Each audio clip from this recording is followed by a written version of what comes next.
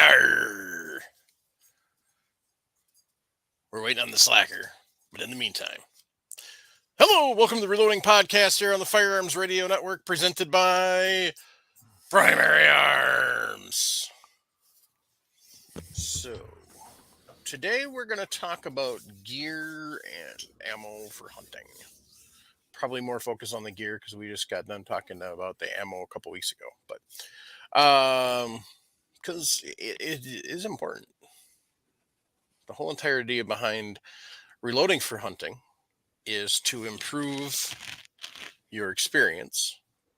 And if you don't pack gear that you need, you make your experience worse. So, but first, who the hell is that ugly guy in the bottom corner? Shouldn't Who be let talking him in about here? Nick that way. Damn it, who let him in here? Nick, you're up. Damn! Right at Nick. What? It's been a long day at work. I'm tired. I dealt with 4 projects today at work. I am not on a thinking mood right now. Wow, that's rough. That's why Candy's back there in the background, huh? No, Candy's not allowed in the same room with Ray anymore. That's right. Go ahead, Chris. What's going on? Yep, just the guy here to make sure Paul Loud goes through a few more years of therapy. Sweet. Do they even Did you have see- therapists in the Maine, though?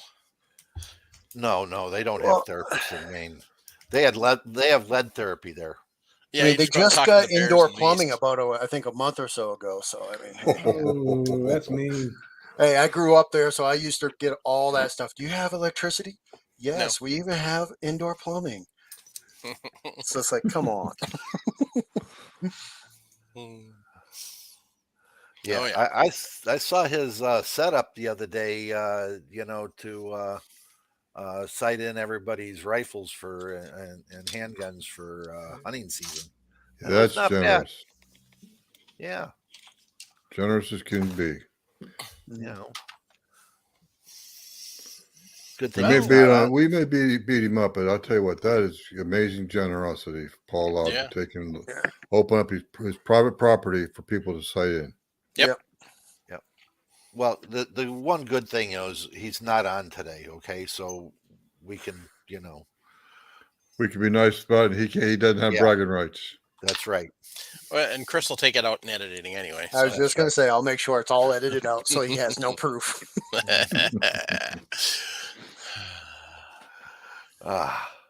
So, Paul, I see you're finally home. I am back. I finally get to be in my little niche here, and Glad to see it. yeah, and I even got my an anniversary gift for my wife. I don't know if you can see it back there over my right shoulder. There's a new TV set right there. So I got a new 50-inch TV set. So Fancy. yeah.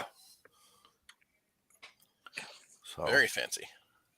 I just was trying to tell her. I said, I really, if you would have told me you were going to get that, instead of that, can you just give me the money for a couple more barrels?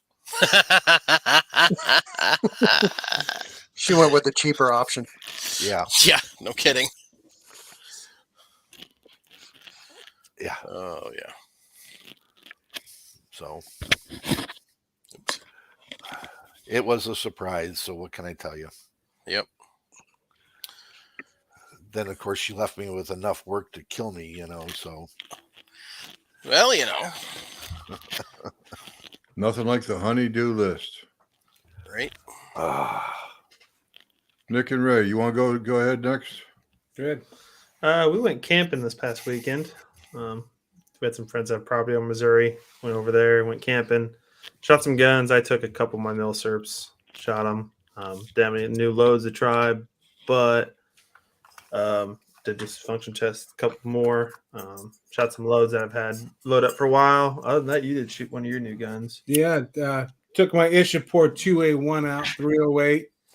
Did fine. It's just Did Nice. that and took a German P-38 out and shot that and Nice. enjoyed some good cooking. We had a chicken wing fry. What'd they do? 35 pounds. 35 pounds, and there were about what, 15 of us? Yep. So Nice. did that, drank some beer, and sat around the fire and made homemade cobbler in the Dutch ovens. Had a good time. Oh, that's so good. Yeah. The old Boy Scout one. That's the oldest one, the oldest cobblers there is. The old Boy Scout one. That is so good. Mm-hmm. I want to go Simple, start. easy. I want to go start a fire in the backyard just so I can make one. Yeah.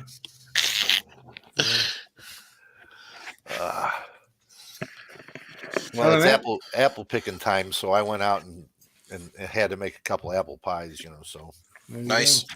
yeah. Do you make your own crust? Oh yeah.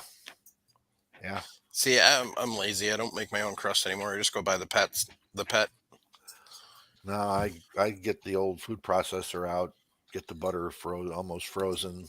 Yep. Throw it in, and 2/3 of the flour, go through, get it going, then put the rest of the flour in, add the water. It's good. Yeah. See, my thing is just rolling it out. That's my issue. Oh, okay. In mixing, it's not a problem. I got a KitchenAid. Yeah. So Food mixing is not processor, the right? problem.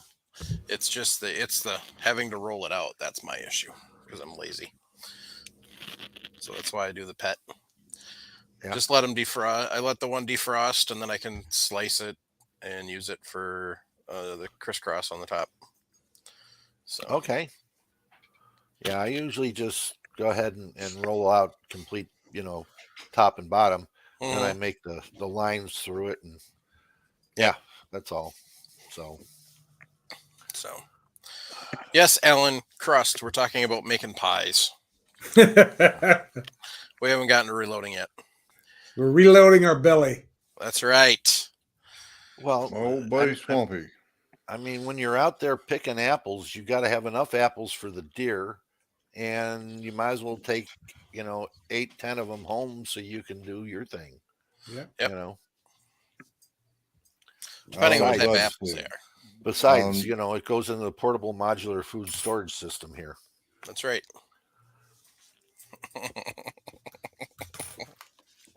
Good to see you out there, Swampy. So, Jim, what you been up to? Well, I am going to make a big, huge announcement. You're pregnant? Congratulations. Yeah, that would make me some mysterious money. Meanwhile, Mike, there's something right there on the screen for you. Oh, I hate it when that happens. You should get that Well, checked out. Jim. Swampy. There was a movie out back in the 80s called The Rabbit Test, when a guy got pregnant. Okay, Jim, I remember you're that number stupid 2. movie. Don't forget about twins. Mm, Danny DeVito and Arnold Schwarzenegger. yes. Another good one. Anyway, a few weeks ago, I went to a festival down in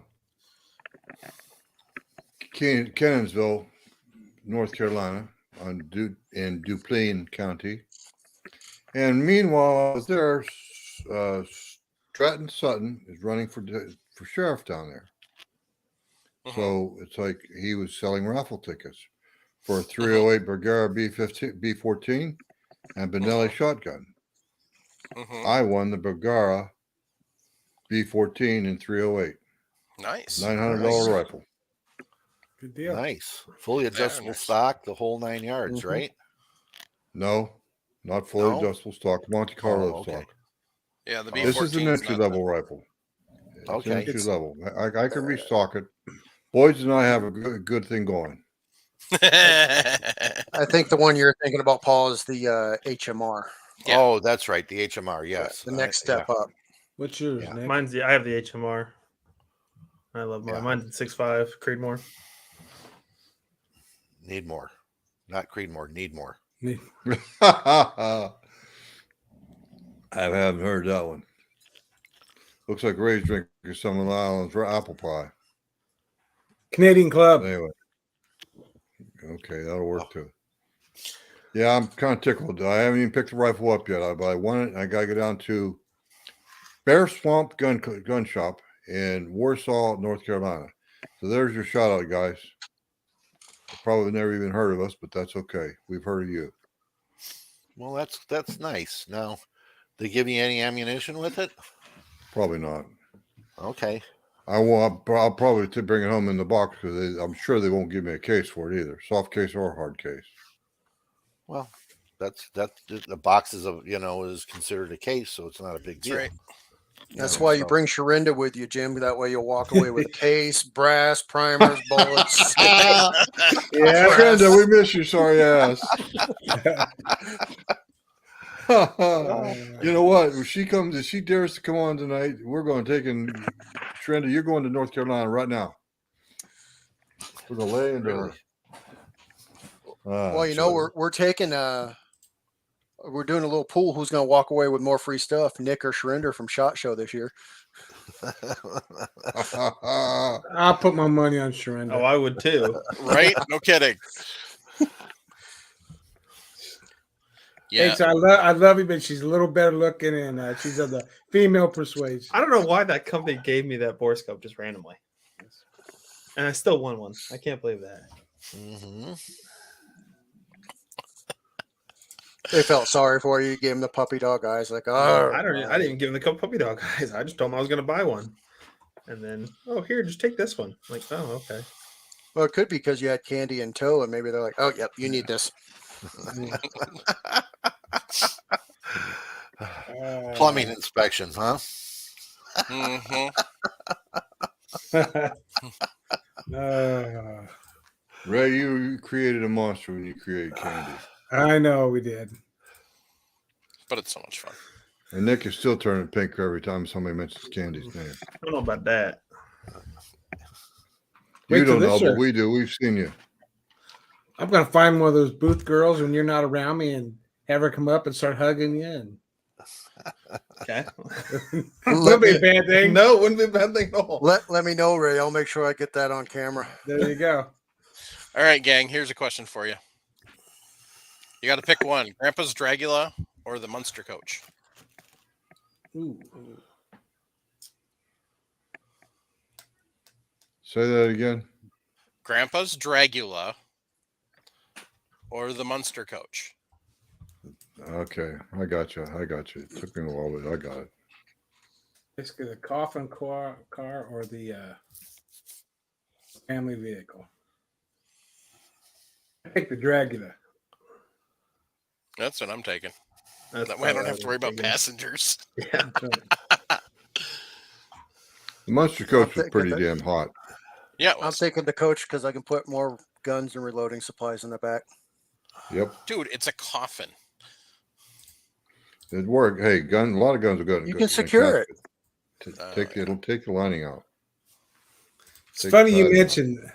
Funny you mentioned it. Years ago, I was at a car show, and with my car, and that's when camcorders first came out. Right? And Chuck Barris was there, and he's the designer of those two. And I forget, I think he had the Batmobile there, and he hired me for the weekend to go around and film all the cars, and paid me. It's pretty neat. Very Mhm. neat. Crazy old guy.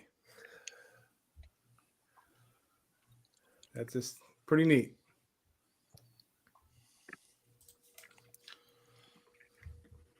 All right, Dragula. gang. Huh? I'd forgotten about Grandpa's Dragula. Yep. So, I think I only saw it on TV once, but that doesn't mean much. Back then, I didn't watch much TV. yeah, you were still scared by it. I just wanted to have Spot. Right? Yeah. Ooh, yeah. yeah. Just watch out when Yeah, he burps. It I remember. Spot I remember. Just watch out when he burps. Yeah, telling them to keep, to stop going after the cars, chasing after cars. Right? Exactly. Spot would bring Well- back the whole car. He did. He did. Uh, So, Okay, so we're gonna go hunting. So obviously,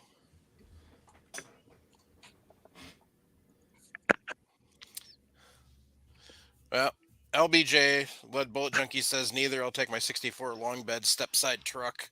It can haul 3,000 pounds in that 58-year-old wood bed. I don't know. The 64 to 66 is interesting, but it's kind of, I don't know. I'm a 67 to 72 guy personally. But anyway, I used to have a 67. Unfortunately, it was so rotten that the gas tank was rusted. So 67 to 72 Chevy trucks, the gas tank's in the cab behind the seat. Yeah. So it gives you an idea of how badly rotten it was. The gas tank was rusted. Yeah. So, anyway. So we're going hunting. Doesn't matter what we're going hunting for. But we're going hunting. So, well, I guess to a point it makes a difference, but because obviously if you're going lion hunting in Africa, you're probably not going to bring a winter parka, right? What caliber are you talking, Mike? That's inconsequential. We're talking about the rest of the gear, not the gun. Oh, I forgot. You're talking. You're gear, going to not want to gun. bring a jacket because in the morning it's cold Right. in Africa, you know. So yeah, you bring a couple of layers so you can take off, you know, and on. Yep. So that's normal. I mean, that's you know, Right. everybody, you know, should know that, you know, the wool socks, the you know, spare pair of shoes or boots. If it's Africa, you wear shoes. If you're out west hunting, you wear boots and you have an extra pair, whatever. Cotton kills. Mm-hmm.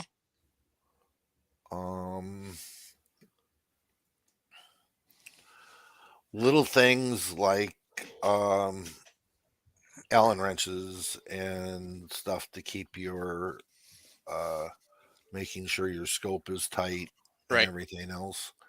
The best thing I found for that, what I bring, is the Fix It Sticks little kit.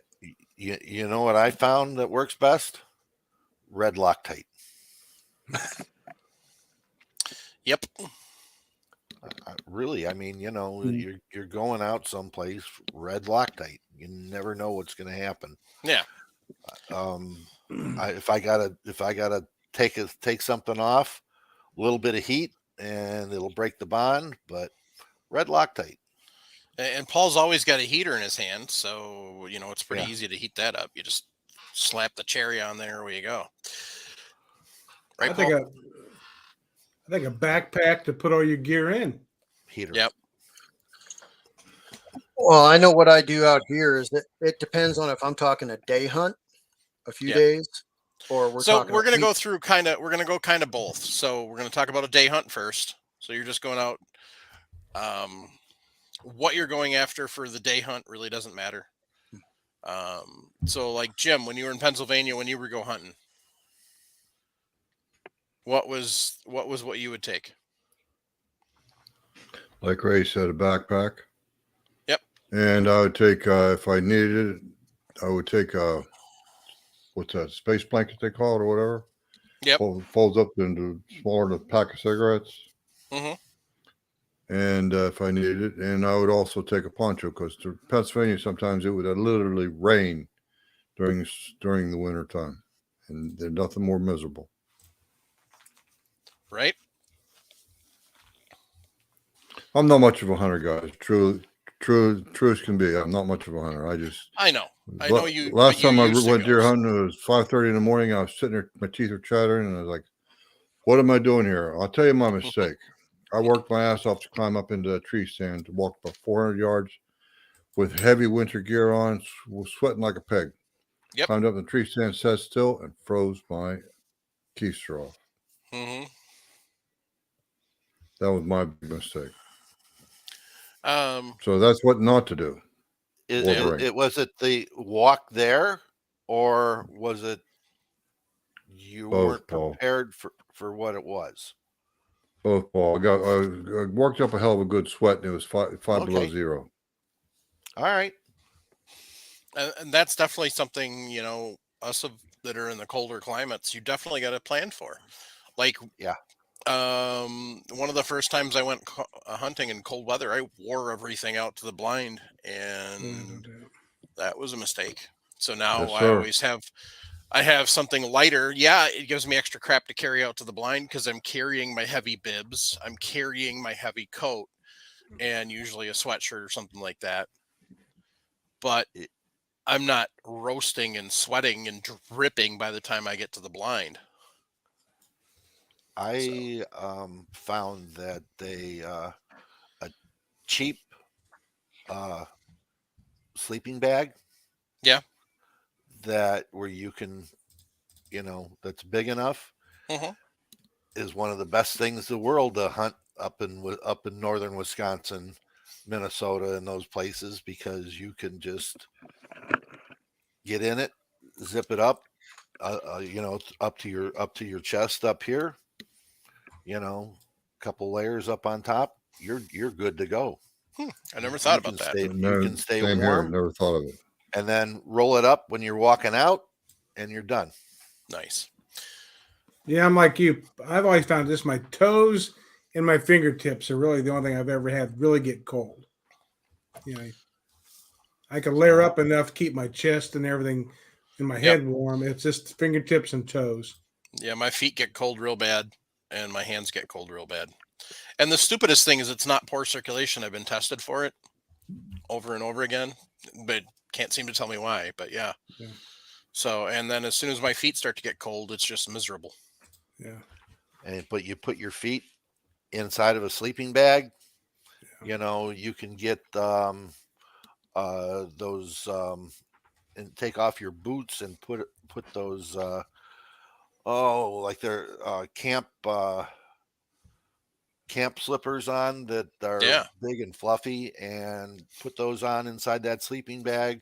You don't get cold. I have a whole new way to hunt now, damn it.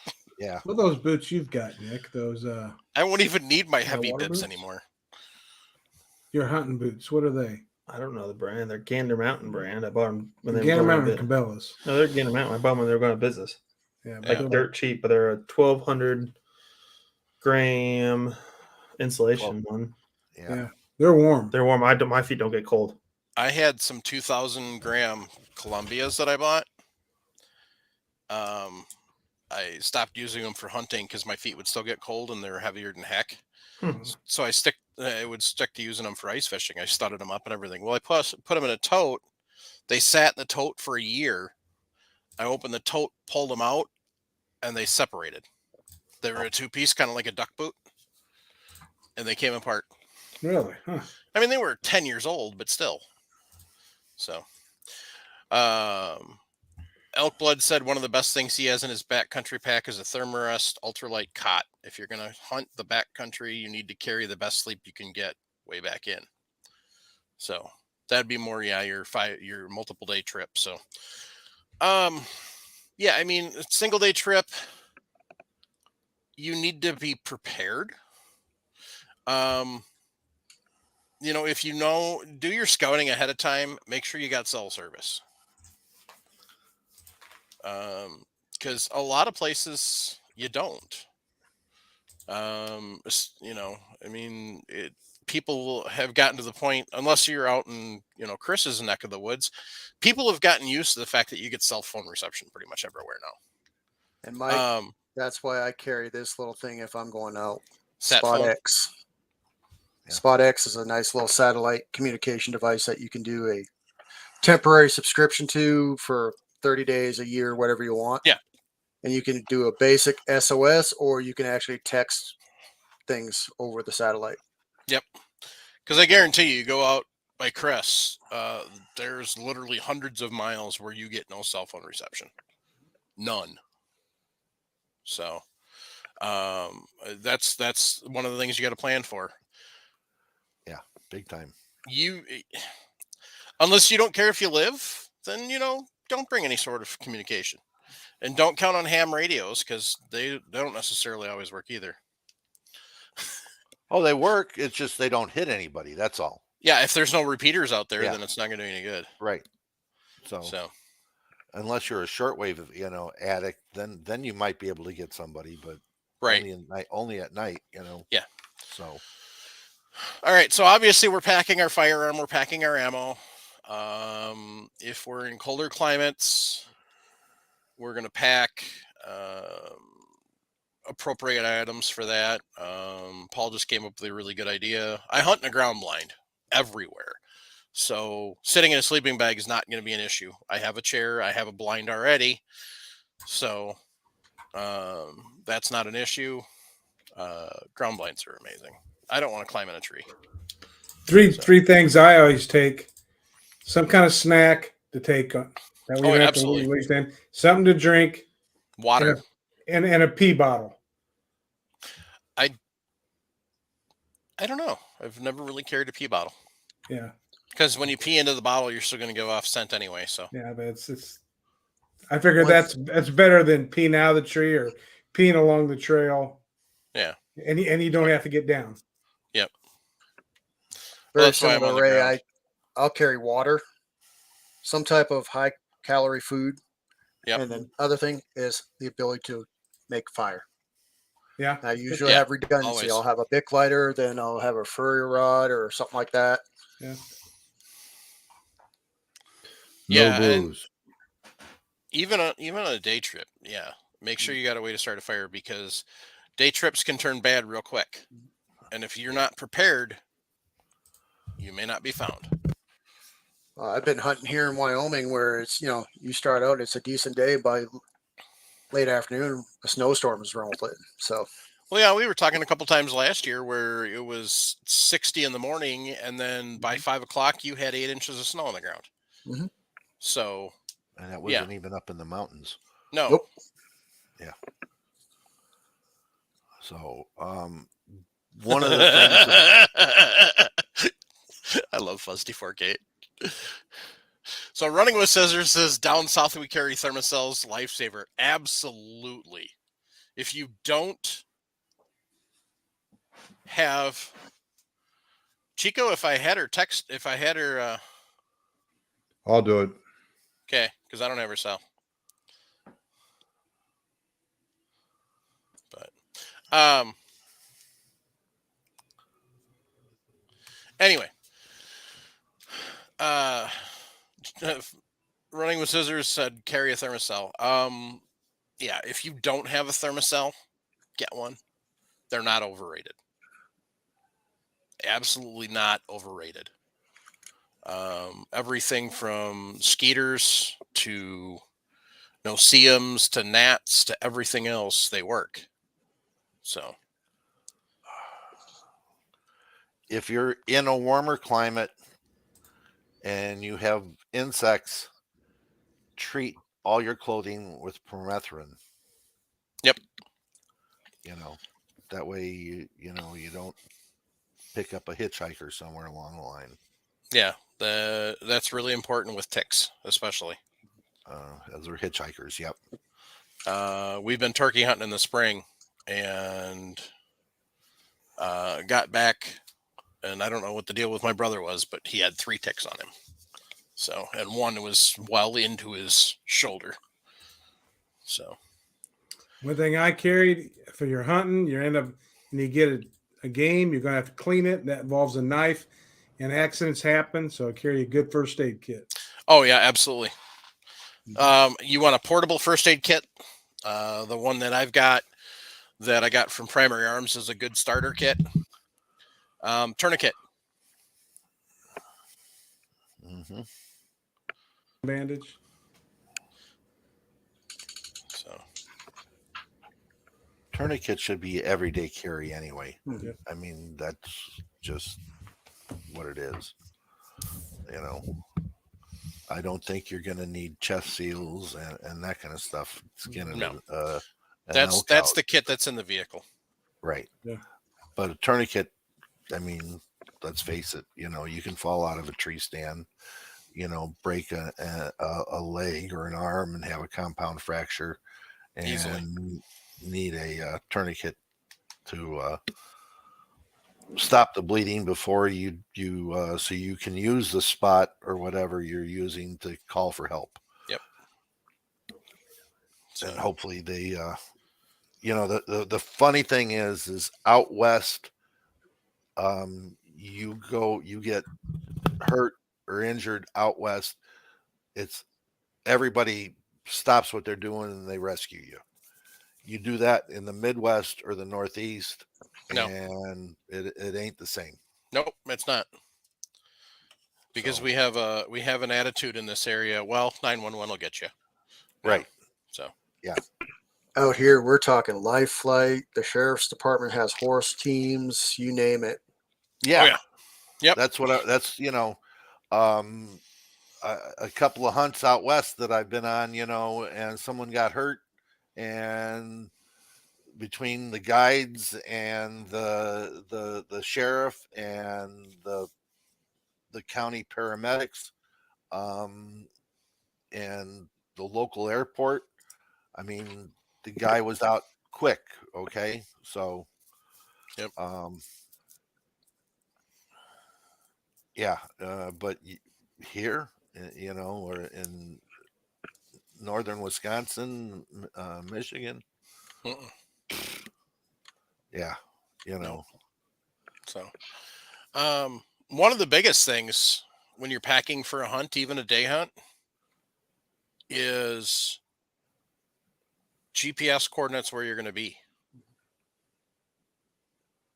Leaving that with someone so that they know if you don't make it back at X time, that this is the GPS coordinates where your stand going to be.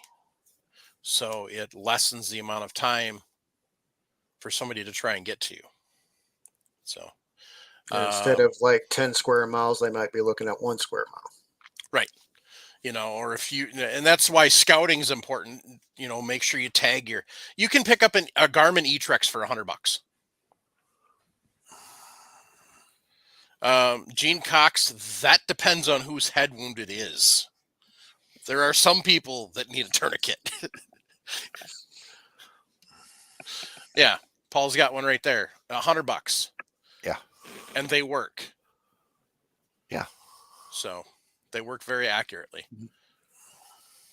I used to use them in business for doing locates because the locating company wanted GPS coordinates, so we give them the GPS coordinates with that. Yeah. But they also work for all the deer stands and all the everything else. And when I was in the property in Missouri, I would sit down and somebody new would come to hunt and hand them one and say, "You're going to number 3 and tree stand," and kick them out. They go. Yeah. So Fuzzteak Fork 8 said GPS will not work in my area. Well, if you're down in the caves, of course. Well, another thing, like you were saying, Mike, what I use with my GPS is when I'm scouting, I'll tag a location. But even if I'm out during the hunt, if there's a smaller buck that I might want to revisit, I'll tag that location and move on. Then I'll come back and see if it's still floating around. And all these GPSs have a quick tag feature. Mm-hmm. So if you're moving, learn how to use that quick tag feature and then come back and add the data later. So I've even done in some of my hunts, I've even tagged water sources. So that way if I have to come back, use a life straw or something because I run out. Yep. I know where there's water. Yeah, it's also where you hunt in the early evening. So. Right? Evening, gents. Yeah. I promise I'm not in witness protection. No, we already saw your face 4 times. Well, I was trying. It's a little noisy out here, so I got to sit in my car. But I had to leave my neighborhood to get a strong enough signal. Wow, that sucks. Yeah, my internet's down until 10:30. There's an outage, and I live in a black hole. That sucks. Yes. I had everything all set up to show y'all how the newbie girl hunt. Cause I'm going on a 3-day hunt. I'm literally going to camp in the woods and try to get some meat. And it's my first time doing it, so Yeah. I'm glamping. Well, maybe you can just take some photos and post them on Mm-hmm. either the Facebook or Discord. Yeah, I can do that So because I got my perspective is y'all gonna do a lot of giggling and tell me I don't need some of that stuff and I'm gonna go, but who says I have to be uncomfortable right. camping in the woods? Yeah. No, I mean that's the thing is I mean, some of that is comfort. We're just talking about we started out talking about the day trip, but we've kind of gone floated over to a multi-day trip and stuff, and a lot of your um, first aid and safety preparations. I think one of the best things that Jim said by far was the space blanket. Mm-hmm. It doesn't take up Yeah, much I always room, have a and it couple of definitely can be those. a lifesaver.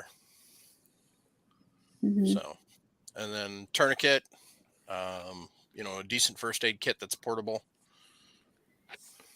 So, Although Paul came up with a good suggestion about gear to take for the hunting, and that's a cheap sleeping bag. yeah, that was amazing. Not a space So, blanket, a sleeping bag yep, for Yeah, but hunting in a stand. if you're going to be doing it frequently, because I've had a couple, I highly recommend don't count on those $10 Academy Sports Forever sleeping bag. no, you're not sleeping in it overnight. You're taking it out to the stand with you, and when you're sitting in the stand, you cover up with it. You climb Yeah, into it while you're out no, hunting. no, I get that, but they're not going to last long. So you're just going to you're just going to go out and buy another one when the batting turns to dental floss. And It's by the fine. time that $10 adds up, yeah, spend the $40 and at least get a Coleman. Well, here's the thing to consider too. It doesn't matter what you're buying for gear, waterproof it. Because the Yeah, Yep. last thing you want to do is you don't want to get in the backwoods and your sleeping bag is soaked because then you're trying to fight the elements and dry that out and yep. yeah, not fun. And if you're bringing tinder to start fires, make sure it's in like a triple Ziploc baggie. Hmm. Like put it in a baggie, inside a baggie, inside a baggie. So if one of the chances of all three baggies getting punctured is slim. So If you're talking space saving, like somebody had mentioned in chat, you bring dryer toilet mat. paper. Well, you can use toilet paper to start your fire. It's Yep. a 2-for-1. I The carry a compass too. Hmm. Carry a compass as backup. That way, if your GPS goes down, you can still have a hard Hmm. copy map and GPS or compass so you can get your butt out of there. Yep. West Covina Dodge just said the best thing to do for carrying water is to drink it. Water is heavy. Hydrate a lot before you hit the trail. So that's like a couple days. Yeah. Hydration. You can't hydrate the morning of. Hydration is something you start a week or two in advance. I'm gonna go out on a line here, guys, and that is get in shape before you go. Yep. Okay. Yeah. Don't wait for the week of your hunt to start. Amen. Oh, I'm gonna test out my gear and start rucking and everything. Yeah. Like If I'm in you're no shape to even think about going hunting right now. if you're going elk hunting and it's this time of year, you should have been working on it back in January, getting in shape. That's so And true. By the time you suit up, put those boots on, put your pack on, carry a gun. I mean, you put a You're good tired. 30 extra pounds on you. Easy. well, just a good pack to take with you is gonna be 25 to 30 pounds. Yeah. I mean, by the time you throw in some extra ammunition in there, a laser rangefinder, a pair of binoculars, um, you know, it adds up with a couple layers of clothing and Hmm. some emergency snacks. you got 25 pounds, 30 pounds, depending upon what you're doing. Yep.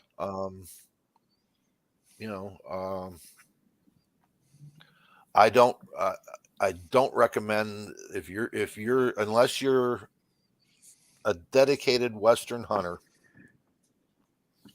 stay away from the heavy packs. Okay, just stay away from them. Get something that's got an internal frame to it, but is lightweight, and let the guide carry out the the meat. Okay. Yep. What if you're not using a guide? If you're out west and you're not using a guide, then you can go ahead and buy a GI Alice pack with a frame, and that way you can load it, and your hips will carry the load much better than some a lot of the other packs will. Well, this goes into that preparation thing too. So if you're Right. buying, doesn't matter if you're buying a salt pack, a medium ruck, large ruck, whatever pack you pick, that brand, you want to load that out with what you're planning on and adjust that pack accordingly. Because a ruck that isn't adjusted properly, you're going to be in pain real fast. And there's so much goes into getting a pack that fits you, your frame, your body size as in frame is what I'm saying. Because what I would think would be comfortable for me is not going to fit Chris, is not going to fit Jim. Nope. Okay. So you got to go spend enough time to find a pack that is going to fit you if you're going to be doing a lot of walking. And then you got to even consider when you're loading your pack is load it properly. Because if you put something at the bottom of your pack that you're going to use a lot, and you're going to be in and out, that's going to be a pain in the butt. Right. Then if you got to put that heavy weight down at the bottom, okay, because some people like to do that. I prefer to put the heavy weight up on top. But if you're putting something down at the bottom, buy a pack that you can open at the bottom. Okay. That makes sense. Yep. And the better packs will butterfly. Yeah. You can open them from the bottom and they'll butterfly out, and you can open from the top, they'll butterfly open from the top. Something I do, because I never wanted to carry the backpack up the ladder with me. I always brought a paracord and a carabiner, climb up, clip onto the bag while it's on the ground, climb up. You can hoist your rifle and bag up when you're in the tree. Yep. Well, that's a definite. You shouldn't be carrying your Yeah. your firearm or your bow up with you. You should definitely Yeah. hoist it up after, and make sure the if it's a rifle or Or shotgun, make sure the damn thing's completely unloaded when you go to haul it up into the tree. Yeah. Yep. Yeah.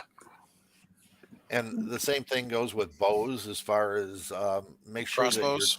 that your quiver covers the broadheads. Yeah. Okay. Yep. And if you're using a crossbow, yeah, it's got to be unstrung, or loose and nothing. Yeah.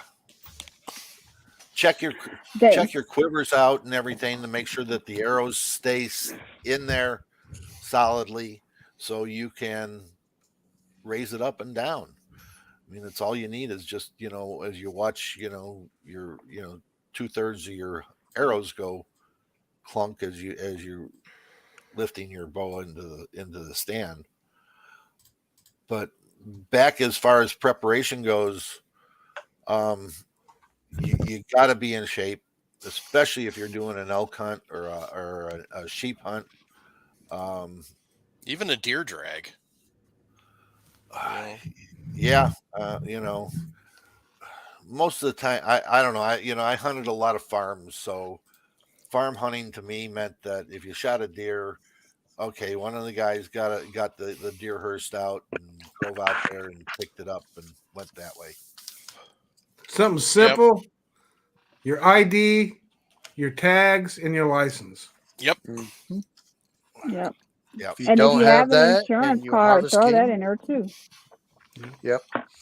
Yeah, because like Ray's saying, if you don't have that basic stuff, and God forbid you shoot whatever game, and that'll be the time the game warden pops out of the woods. Hey, I need to check. And you're like, it's back in the truck. Okay, well, here's your ticket. Yeah. Yep. And I'll take the deer. Yep. Yep. You And don't your get gun. anything. And if it's a Wisconsin, and your gun. Yeah. Some states, if I remember correctly, if you get caught what they consider poaching like that, they'll even take your vehicle. They can. Yep. Wisconsin can. They usually don't, Yeah. unless it's a massive organization. Oh, yeah. A lot of poaching, but A lot of But yeah, people don't they- realize that the game warden in the woods has more authority than the state police, state troopers do oh yeah. in the woods. And you're not innocent until proven guilty in the woods. That's I a think fact. something we haven't talked about is a key essential part of your gear. Yeah. A good knife. Oh, absolutely. You And a need way a to good sharpen knife. it. Or if you go like what I opted is what is this company? Outdoor Edge. The blades are replaceable. Well, then you got to make sure you got extra blades. Yep. Yeah. So that I would pack still extra be blades. the way to sharpen it.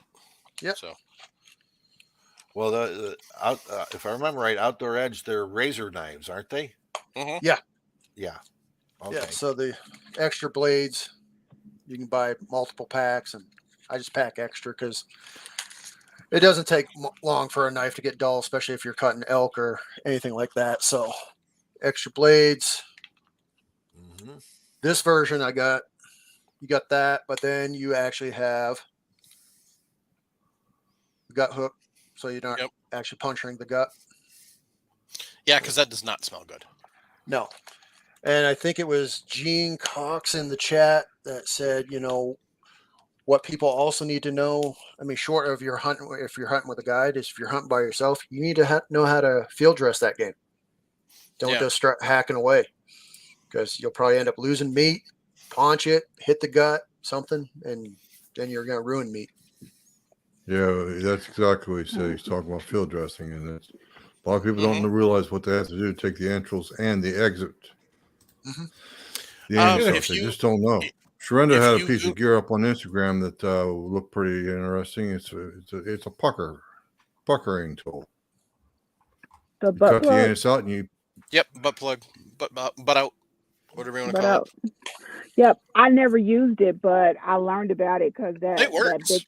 that big buck I got earlier this year, I couldn't break his pelvis bone. He was that tough.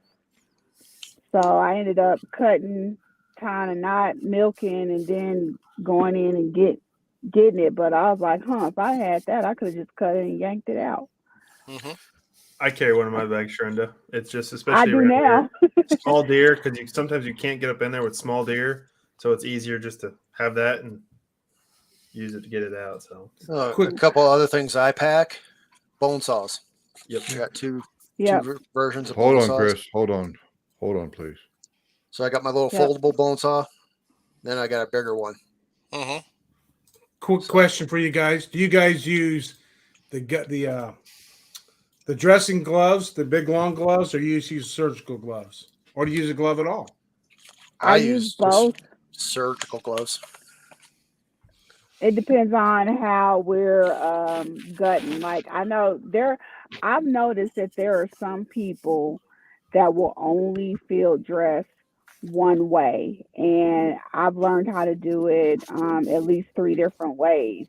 And if they're hanging it up and I'm doing a demo, go ahead and throw I call them the calfing gloves.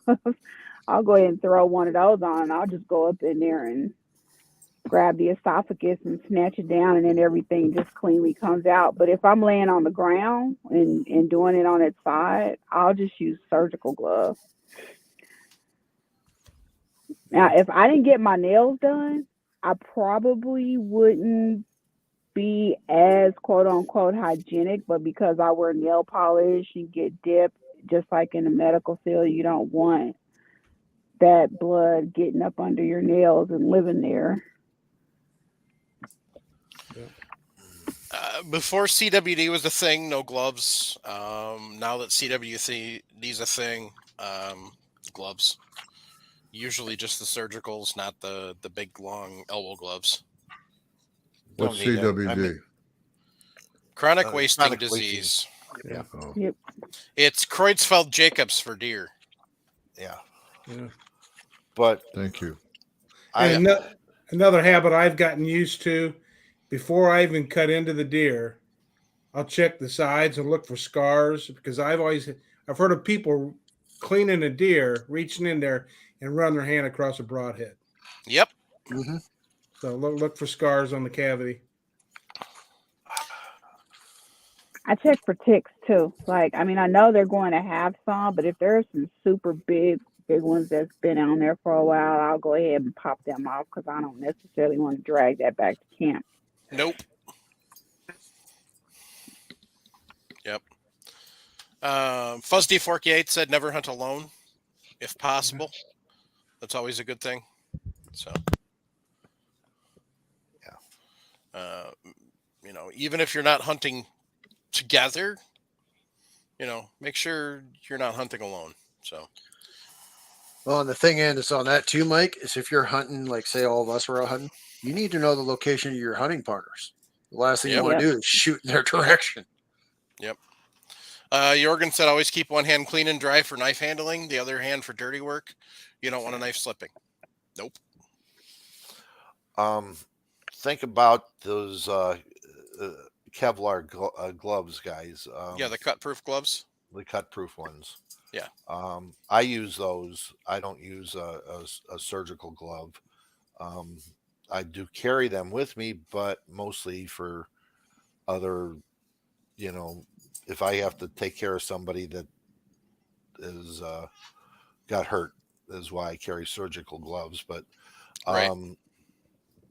the Kevlar gloves, I have never had too much of a problem as far as cutting myself or somebody, or finding a broadhead in a deer. You can look all over for scars on a deer, and you'll find broadheads in them. Especially if they're old. They seem to carry them on their front shoulders and that where where you're boning them out, and you'll find them. But I'm not a big fan of a gut hook. I just learned to use a knife underhand and between the two fingers and just run the knife up that way. I've done that. It's Oh, another thing, I like the, like Mike's saying right there. I like the idea of the Kevlar gloves, Paul, because I was just thinking, it's like, I haven't really cut myself with any of my knives, but I don't know how many times I've nailed myself on the bones because of a jagged edge from around impacting, and I've cut myself on the actual bone, not the knife. yeah. Yeah, Yeah. I didn't think about that. So here's one of my, knives, and I just go like this and just run it up like that, and it never seemed to have a problem with it. So You want to show that again, Paul? yeah, put it between your two fingers like this, protect the tip, and there's Just your like that. cutting edge right there. For Dan Small, who does he's done a local store, local show here in Wisconsin for years and years, back well before there was podcasts, has done a couple of videos that the DNR uses for showing field dressing. So if you just Google Dan Small field dressing, you'll get the videos, and it's some really good stuff. So I'm You also pretty need sure to think somebody's about how done. you're going to. Sorry. No, go ahead. No, I was thinking you also need to consider how are you going to carry it out? Mhm. Like, how are you going to pack it up and get it home? Are you going to quarter it? Are you able to leave it whole? Are you going to be out there for a few days? You need to think about your cooler. yep. Well, kind of on that, Shrinder, too, is you got to look at the area you're hunting. Like if I'm down over here in Wyoming, if I'm closer to Yellowstone, and I know I'm gonna be out there for a few days, and I shoot it, whether it's deer, elk, you name it. How am I going to protect that from grizzlies? Yep. Yep. Because some states require you to have one of those little mobile, portable electric fences to cordon off game. Which isn't Ooh, a see, bad I idea. Yep. yeah. You know, I say let the damn bear have the deer. Or you bring your 550 cord and if you're quartering, you put it in game bags. You haul that up a tree where they Yep. might not be able Yep. to get to it. Well, Well, I let's was be honest. The gonna bear's going to say. get to it if they want to get to it, but Um, but you don't put it right in your camp either. yeah. Nature's Newsflash for alive. anybody. Newsflash: bears climb trees. And turtles can run. Well, yeah, but Nature's a lie. do not play with snapping turtles. But But if you're But yeah. talking cooler, make sure they make game proof or bear proof coolers. right, I mean- sure. Let's be realistic. If the bear wants in a cooler, they're going to get in it. It just might have to take a little bit longer. So instead of instant, it might take them 10 minutes. And don't put it inside your vehicle because they'll just get in your vehicle. Then you got to deal with a destroyed vehicle as they get pissed off because they can't get to the game. Yep. That's funny you mentioned the coolers. I think it's West Yellowstone. There's a bear, like a bear zoo there, and I guess they've got a whole big display of the bear-proof coolers people supposedly bought, and there's very few the bears haven't been able to get into. Because if nothing else, they will just get pissed, pick Mhm. it up, and throw it. Gosh, I hope there's no bears where I'm going. well, one of the other things I don't think we've touched on is knowing if you're hunting out west and you're using a guide, knowing the service that you're dealing with, having checked on his credentials with other hunters in the past, makes a difference. And don't be the smart ass when you go out there with the guide. And don't be surprised if you're working with a guide. They want to see you shoot before they actually bring you out because they want to make sure you can actually handle firearm shoot. Your rifle's zeroed. My brother-in-law's brother, they guide, so they've had people, oh, I'm a great shot. And let's be honest, there's been a few that, from 5 feet away from a barn, they'd be lucky to hit it. Or they're using the wrong caliber. Watching a 16-year-old try to take his first antelope from the back of a crew cab pickup truck, reloading ammunition for him so he could try to shoot again as they're chasing the antelope at 40 miles an hour. Well, and I think something that needs to be said too is kind of like we were talking in the host chat a few days ago when we were talking about this topic. If you're buying new kit, doesn't matter what it is, tent, sleeping bag, something to start fire, test it out so you get familiar with it.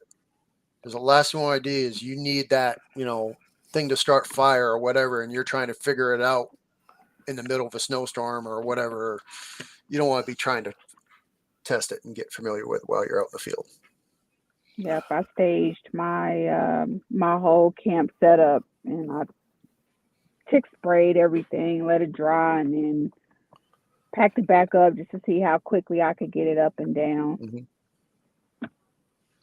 Well, although I did splurge and ridiculously bought one of those Coleman propane coffee makers that will fix a whole pot of coffee.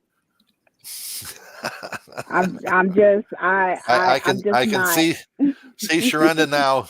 Here's her hand, going, okay, all right, I got it. 30 minutes into the hunt, she's going through caffeine withdrawals. That's right. That's right. No, I won't be withdrawals. Just as long as I get my 3 cups before I leave, I'm good. Sharonda's got don't worry, Sharonda. I'll have it for you. I'll double baggy up some coffee. I have the kit so you can put a 14 gauge needle in your arm, okay, and hang a bag of 100% Colombian coffee in there, and you'll be ready to go. Look, guys, it could be worse. I could be sniffing lines. Instead, I choose to caffeinate.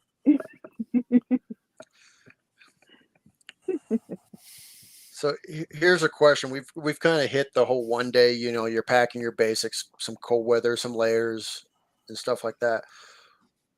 What is the major difference to say, like, Sharinda's going out for 3, 4, 5 days? What are we looking at in addition to the basics? What else Well, I are you was just bringing? going to do a wrap up on the single, but Sharinda, this Yes. is what you need. Grinds, coffee pouches. Think of it as Skull I just take Bandits beans. for coffee drinkers. I just take beans with me out into the field. Well, that you can do too. Yeah. This isn't as messy and doesn't take up as much space. It's the same size as a tin of chew.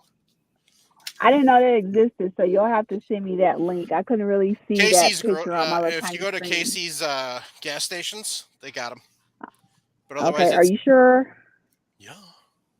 Okay, because not all Casey's carry the same stuff in the region. Yeah. So, but otherwise, it's getgrinds.com. So, Getgrinds.com. anyway, I Okay. should see if they'll sponsor the podcast. That'd be awesome. They're nice and at work. empty water bottles are your friend if you're going to choose to sit in your blind all day or where you're at all day. Yep. Okay, so day trip, firearm, ammunition. Ammunition does not mean 3 or 4 shells, because otherwise, if you miss your first shot or it doesn't go down, and then you find out that it's down in a ravine, and you run out of ammo trying to get to it, then you got to crawl down that ravine afterwards and take it out with your knife. Deer, maybe. Elk, hell no. If you go down to a ravine after an elk, it will mess you up. How about a nice little old, 135-pound black bear? Nope. Nope, It will not doing it. become a significant emotional event for you. And it will require a long stay in an emergency room with lots of stitches. Anyway, so rifle or firearm and ammunition, we'll just say firearm, ammunition, a way to keep warm, a way to fix wounds, a food source of some sort, not just for one meal if you're going to be out there all day. Way to keep Hydration dry. of some sort. You're better off with a hydration pack than you are carrying a water bottle, because you can put it in your pack. Most of the newer packs make a room for a bladder, and plus that way you're you're not as inclined to drain the whole thing right away, because it takes a bit of effort to get water out of a hydration bladder. It's not just like, Yeah, so leave your hands free. right. So we got the first aid covered, we got the firearm covered, we got the ammunition covered, we got food, we got water, we got warmth. What's the biggest injury that comes from people that are hiking out there? Ankles. Yep. Dehydration. Number one killer of people out there. Yeah. It is dehydration, and you I should would know have considered that stupidity, not injury. Mm-hmm. It's an injury. Okay, you can go nuts on it. Okay, you can go walk yourself into circles because of it. Yep. 2 things for water. One, the pack. The bladder is nice, but have a container close by that you can drink of all the time while you're doing your hiking. Okay, it's keeping yourself hydrated. Right. If you're not drinking a gallon of water, a day, even in the cold, especially in the cold, people Oh, don't right. think they need it in the Mhm. cold. They need it in the cold.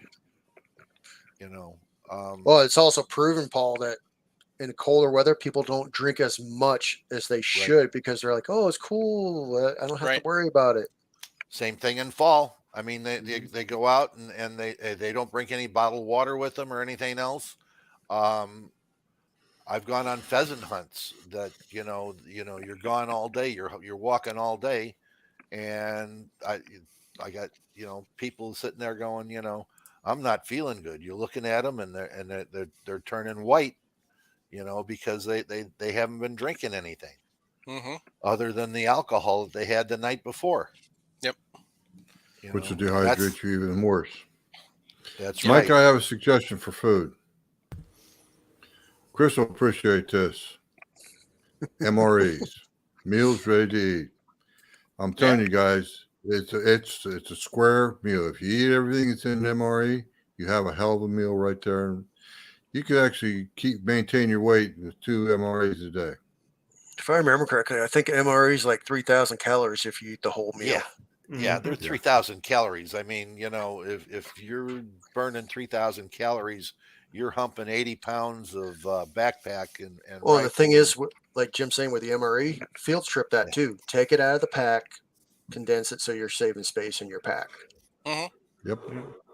One thing we didn't mention is don't forget your medication. If Oh, you're absolutely. if you're Amen to that. diabetic, take your insulin. Or Yeah, Bring some Advil, some ibuprofen with you. yeah, Yep. and Yep. That's even for a day hunt. moleskin, yeah, moleskin. moleskin. Yeah, Yeah, Yep. There's a good one. So 76 Okay. Highboy Reloading. Great suggestion. 2 MREs and a pocket full of Snickers There bars. you go. actually, that's pretty true. Yeah. Agreed, because there's lots of energy in those Snicker bars.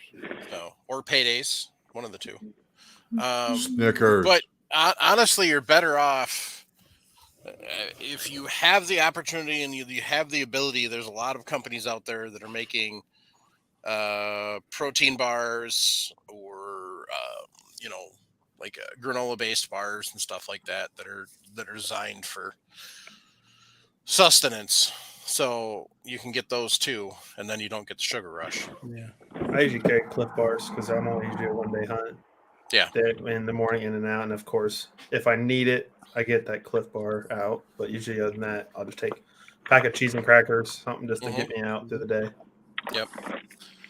I've always been one that I throw a couple of Mountain House and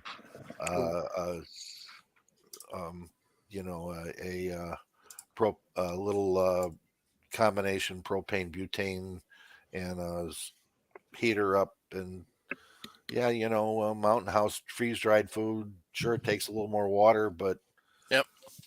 it a hot meal when you're down is a great way to pick yourself up Mhm. and maybe make a bad hunt, a hunt that's going bad, better by having the calories to do something and the warmth that it takes to fill your stomach up.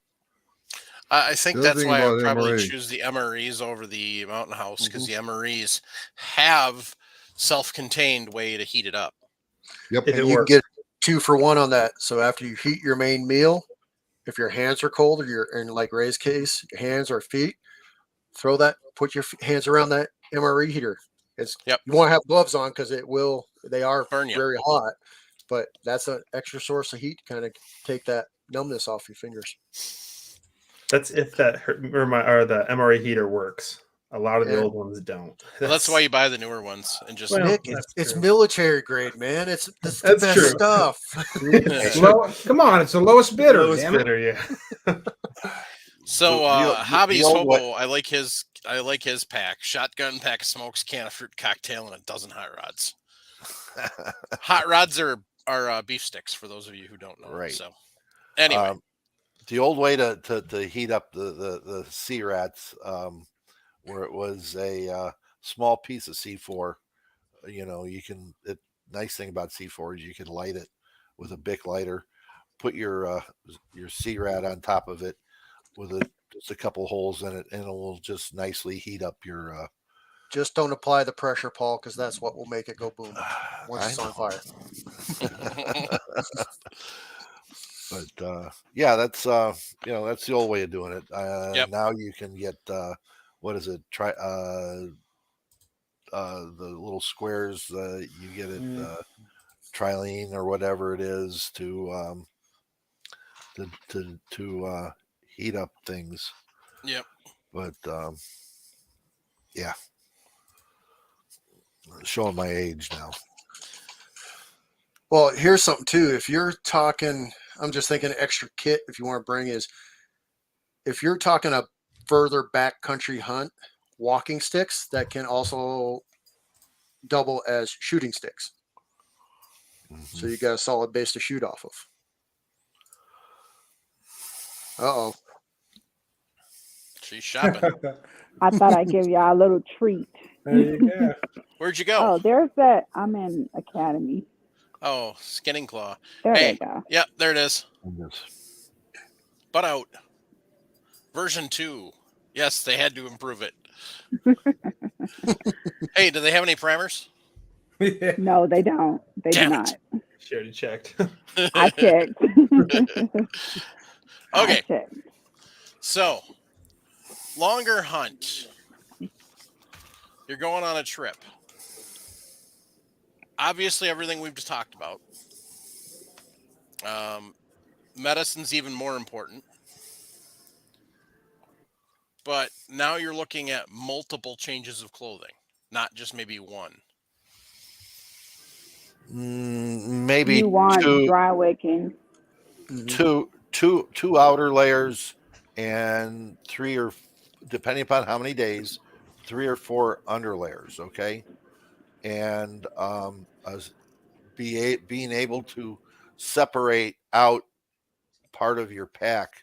In other words, you don't have to carry it when you're Right. out hunting. You may just carry your a couple of layers with you, but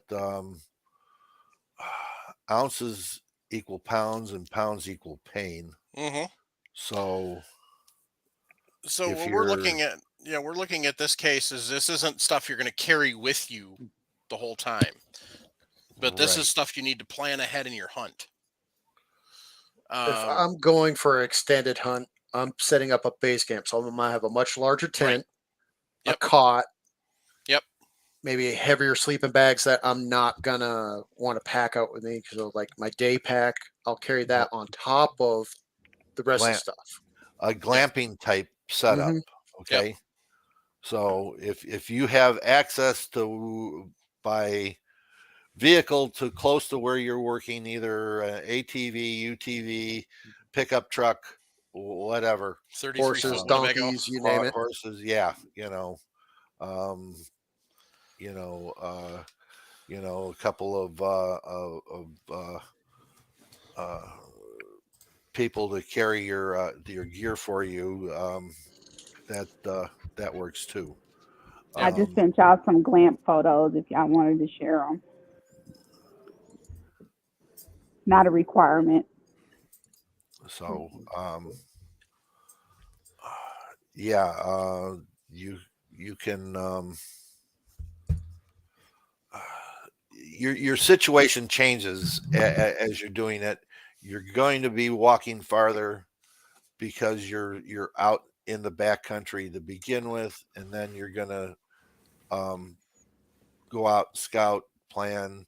No one has mentioned a real good pair of binoculars or a spotting scope or tripod, all these things that you need to have when you're out really investing in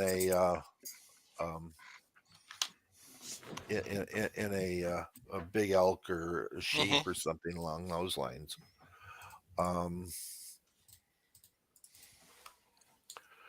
One thing I know, this is one thing Nick and I take on reenactments because you're out there for 2-3 days. It's hot.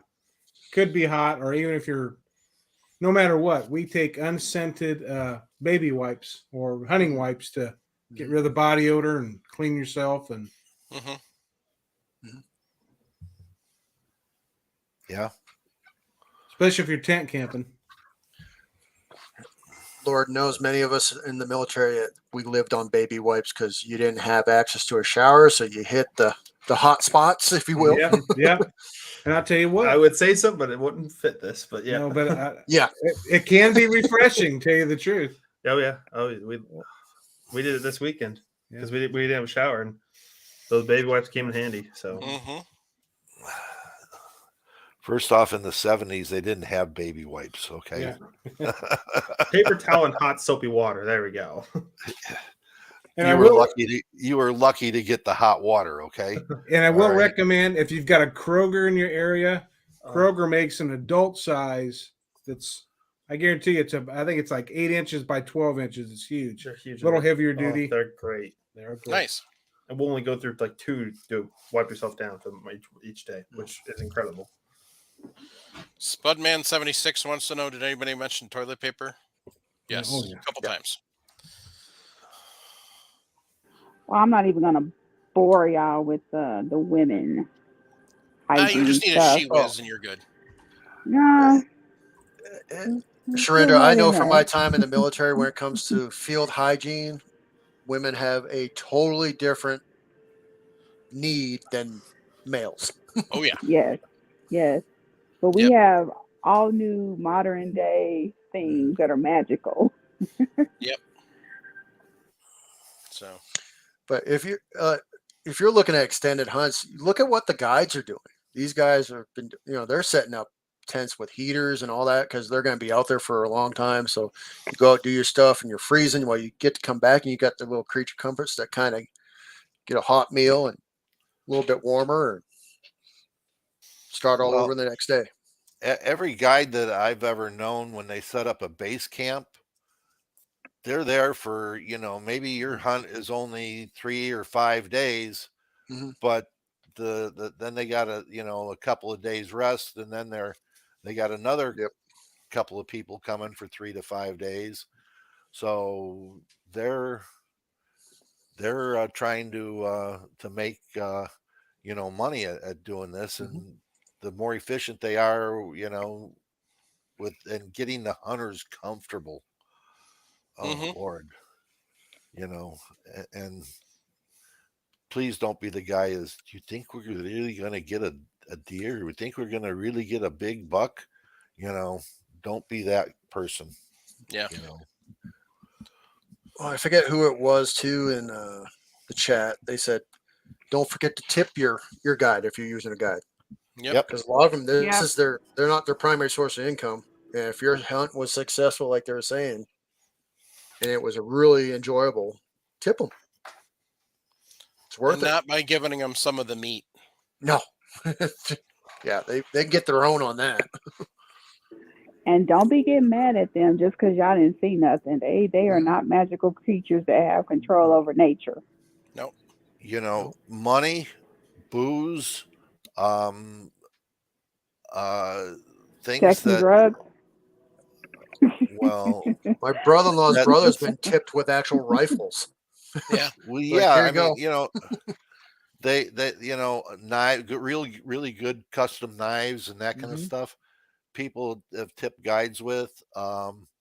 It's just, don't limit yourself to sitting there saying money, okay? Because sometimes they want something that, or if you see them eyeing something that you're carrying, maybe maybe it works for you, maybe it works for them. Yep. A buddy of mine who went to Africa said he bought like 8 knives with him, okay, and he handed them out to the trackers, and they were good knives, and he gave one of his guides the a really expensive knife, and he didn't have to fly back with it. Yep. So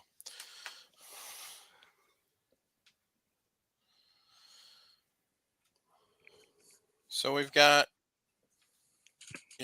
obviously, if it's going to be a multi-day hunt, you're going to have a base camp of some sort. So there's going to be stuff that's going to go to the base camp, not go to the field with you. Definitely want to have, um, if drying your outfits is going to be an issue, like say you don't think, it's going to be a case of you're not going to have power. So it's going to be whatever heat generates, then plan for that with your gear. Make sure that you understand that it may be a couple days before you can actually wear that set of gear again before it takes that long to dry out.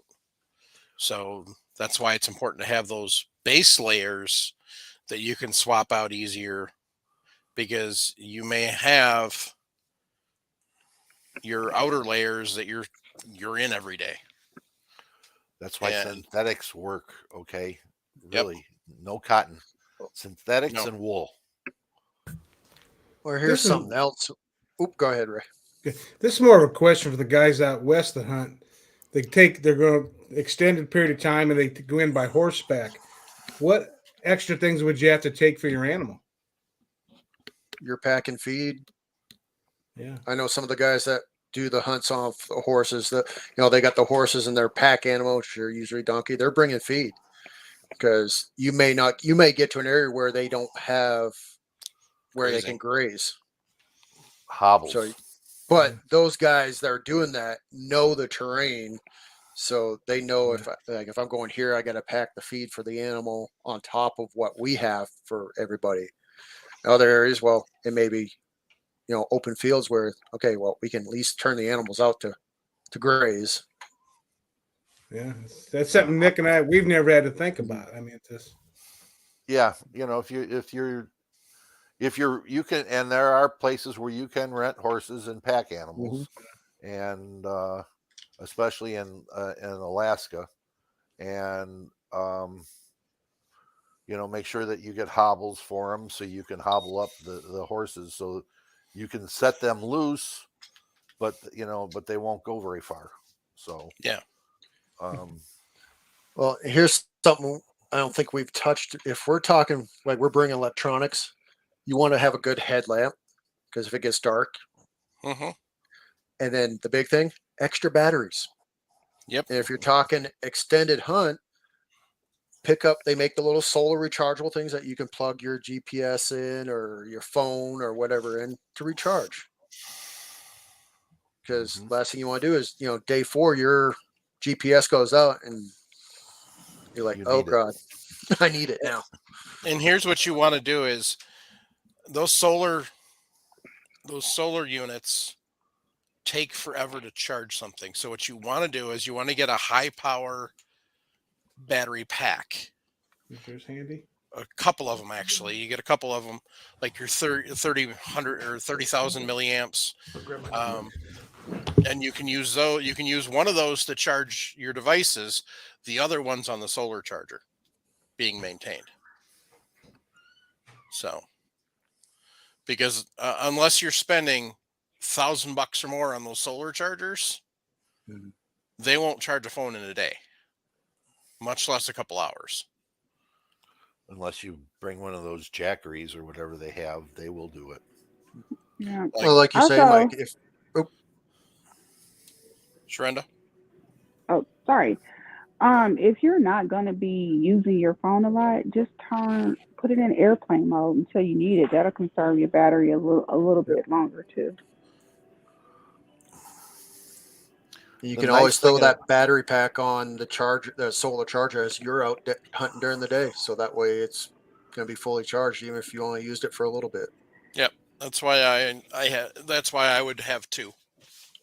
Because then you have one with you and the other one's being charged at the base camp. So a lot of people use what is that Hunt X or whatever it is. Yeah, Onyx, Onyx. Yeah. Onyx. That's it. Because it gives you where you're at and what type of land you're on, and so you're not trespassing, and within your boundaries, because a lot of times uh, uh, Chris will tell you that there are boundaries for permit areas. You're in area number 38 and you're close to the border of 39, and you wander over and you shoot your antelope in 39 and you're supposed to be shooting in 38, you'd be in a lot of trouble. Well, we also have a lawsuit that's currently going on. A couple of out-of-state hunters, they're calling it the fence jumping case. Basically, they were using the OnX. They didn't step foot on the rancher's property. They went from state to state because it kind of cornered up, and they're being sued by the rancher because he's saying, but OnX has helped them out in that lawsuit because they had it tracking, showing where the landowner was and versus state, and they're like, no, they weren't on your property actually. Okay. So it saved them from criminal charges, but they're actually, I think, if I remember correctly, Civil. last I checked, they're getting civil sued. Yeah. So that's the harder one to defend. But it's also nice to know because even if you have written permission, you still want to make sure you're on that landowner's property. Right. Exactly. Well, the nice thing too is you'll have, like, I'm on OnX for out here. So with deer and antelope for 23 and 25, if somebody wanted to come out and hunt, they could look with the OnX and have my contact information. Be like, hey, Chris, can I have permission to come hunt on your property? Sure. There you go. All right. Chris, there's one for you. Since you know so much about Onyx, there's one for you from Spudman76. What happens if you shot the animal on 38, but it dies on 39? Call Game and Fish. Yep. You're going to have to call the game warden because I've seen it happen numerous times up here. And the game warden will basically tell that landowner, hey, they shot it on 38, it died on your property on 39. I'm going with this person. We're going to retrieve the game. No guns. Yeah. It's the right thing to do. And it's a lot easier once Game and Fish is involved because Game and Fish will actually smooth everything out and be like, hey, we're going to harvest this because we're not going to leave an animal to rot. If you try to do it yourself, the landowner could actually tell you to pound sand, press charges for trespass, or 50 million other things they could do to you. It's just easier to get Game and Fish involved, have that game warden. Very good. Thank you for the good answer, Chris. And don't expect the game warden to be Johnny on the spot because like for our county or our area, we have one game warden, and Cody, he could be on one side of the county and he might take 2 or 3 hours to get to your location. You're lucky if you have a game warden in each county. Okay. Out west. Most of the time there's, 4 game wardens and they cover half the state. So, or for game wardens on vacation, you got one game warden covering 2, 3, 4, 5 counties because somebody's on vacation. Right. We got Sergensen over here, who's what is the typical fee for a whitetail? Whitetail guide hunt in the USA. Honestly, it depends on where you are. It depends on the guide, the amenities. Because, like with my brother-in-law's brother, when Mark's guiding, the price adjusts based off what you want. If you're just paying an access fee, it could be as simple as like $50. But if you want the full gambit where you got lodging, they're cooking meals, they're going to help you pack out animal, they're doing everything for you. You're just basically going out there, getting you onto the animal and shooting. That price jumps up. So it really does depend on what you're looking at wanting to do. The best I can say is contact the guides in the area, tell them what you want to do, and they're going to quote you a price saying it's going to cost you this much. All right. So for quick, he's looking for whitetail. So I look at Pike County, which is here in Illinois, one of the biggest whitetail counties in the Midwest. You're looking for. This is just your room, lodging, and outfitter. That's not including your tags or anything. You're talking anywhere from $3,000 up to $5,500, Mm-hmm. and then Yeah. tags and licenses. As Paul, non-residents get pretty expensive here. That's in for Illinois. what? It's reciprocal. So in other words, if you're from Missouri and you're hunting, it's $275 for a non-resident. So Illinois charges the $275. It's Yeah. what they call reciprocal. That's for a So- 4-day hunt. Right. Yeah, Yeah. it's for a 4-day hunt. For a 4-day hunt. $4,100. It's now you get other places where you'll be they'll grant you a land access Mhm. and they'll say it's $600 a day. Okay, that's what they'll do. There are places where I shoot prairie dogs, and the rancher wants $175 a day to go out and shoot prairie dogs, just because he wants to cover himself, because there's too many people out there that don't respect the land and the property. So, and then you turn around and there's Texas deer hunts where you're, $15,000-$20,000 for For a little puppy dog. for a little puppy dog with big antlers. Yeah, they're going to charge you by the size of the antlers that you take. What? All right. Yes. That's crazy. That's Texas. No, it's Texas. It's because they invest so much in the management of the deer herd. Mhm. They have people that are there year round, putting feed in for the deer, grooming the shooting lanes, repairing the shooting blinds.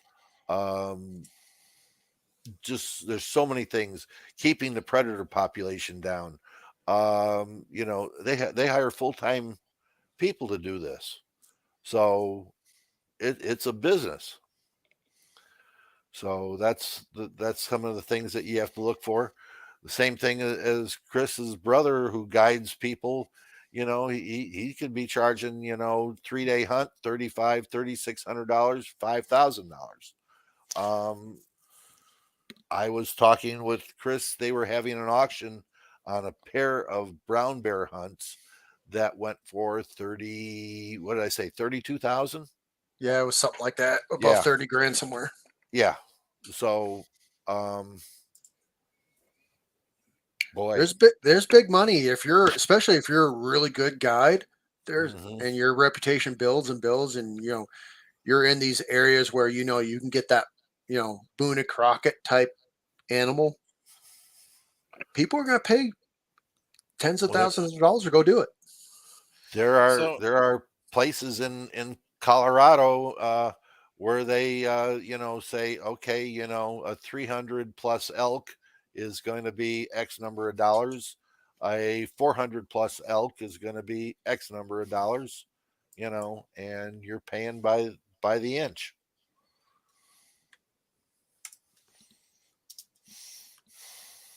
So I think I'll skip Texas, considering the top 5 archery bucks in the world are not from Texas. If you want big deer, you have to hunt Illinois and Iowa. Illinois, Buffalo County, Wisconsin. There's a couple counties in Ohio. There's a couple counties in Minnesota. Otherwise, Saskatchewan. There's a perfect, as Paul might know, there's a perfect circle between Iowa, Missouri, and Illinois. Right in there is a pocket. Mm-hmm. There's that little pocket that they're massive in. They're trapped by the rivers. Is Yep. what it is. It's just Yep. Well, they swim the rivers. Okay, Yeah, don't they do. think they don't.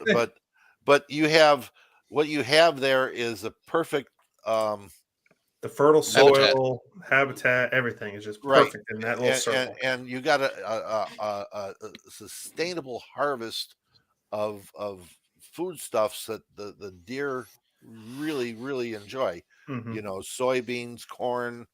I don't know. We planted food plots in Missouri, and 4 deer can wipe out a food plot. Mhm. Well, you get into a soybean field, and soybeans are popcorn to white-tailed deer. Yep. So they'll decimate a field. Yep. I was just looking at the chat and what some people were saying they're paying. Like I said, it does come down to where you're hunting because there's a ranch that's local here. It's basically a resort. You've got a log cabin you're in. They're catering to you. They're Mhm. doing it's stupid expensive. I was like, because their prairie dog hunt alone was 10 grand. No Oh my thanks. god. But it's I've been to the ranch just to check it out, and it's like a 5-star resort because they're catering your meal. They have a cook on staff, all that. And you're not even using your guns mostly, Nope. unless you want to. They'll Up in give you the Illinois? guns. Yeah, Oh, well, most of them will provide the if they're firearm. providing guns and ammo, then game on. Yeah. Mhm. So here's for a comparison. This is on a former Major League Baseball player's property in Pike County. Another former Major League Baseball player shot this deer. I don't know what's gonna. Yeah. That's an average size. That's Yeah. a large average size. That's above average. So, but that's Yeah. that's you see those all the time over there. So Yep. Pike County is one of deer heaven. So Yep. And you're better off to be an archery hunter there than a gun hunter. yep, you can get into a lot of the small places, and that's kind of why I got into archery hunting. You can get into the small places. You can go in some of those state grounds, and a lot of people don't know about, and you can get back there and you'll see some massive things. So it seems like in Illinois too, the rut's more in the archery season than it is the. It runs more into archery than it does in gun season. Yep. All right, gang. So let's get this Yeah. wrapped up. Like we said earlier, food, warmth, Ability to keep dry. yep, ability to keep dry, hydration, firearm and ammunition, Fire. Ability to start that. yep. For longer hunts, you're going to want the ability to be able to get into dry clothes.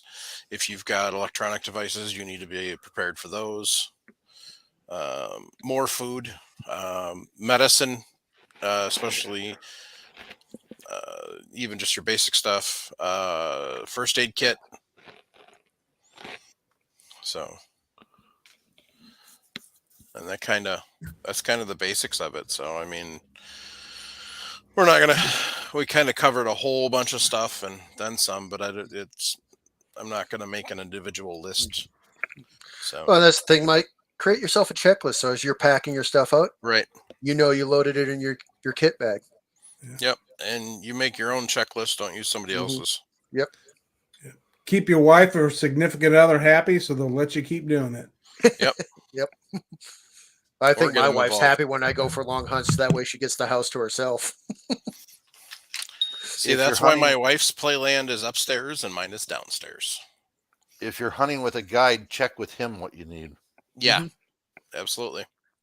Yeah, especially if you're not familiar with the area, call that guide up you're going to use and say, hey, what do I need to bring? Because I'm in Illinois and I'm coming to Wyoming. Right. And if the guide says, I don't know, Find a new guide. exactly. Yeah. A guide's answer should never be, I don't know. They may say, hold on, let me check on that and get back to you. But never, I don't know. Or bring what you want. You need a different guide. So.